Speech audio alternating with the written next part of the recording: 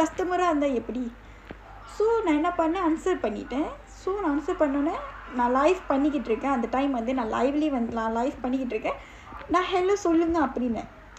So நான் hello சொல்லுங்கன்னு சொன்னோன்னே அவன் எடுத்தானே ரொம்ப அசிங்கமாக பேசினான். என்னை பார்த்து ரொம்ப அசிங்கமாக பேசினான். எனக்கு ரொம்ப ஹர்ட் ஆச்சு. ரொம்ப அசிங்கமாக பேசினான்.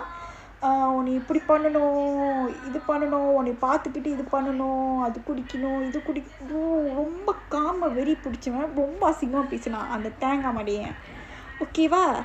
பேசினோன்னே நான் என்ன பண்ணேன், எனக்கு ஒரு மாதிரி ஆச்சு.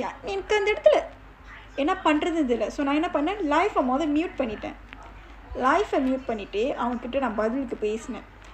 நானும் பதிலுக்கு அசிங்கமாக பேசினேன். எவ்வளோ கேட்க முடியுமோ கேட்டுட்டு நான் காலை கட் பண்ணிட்டேன் நானே.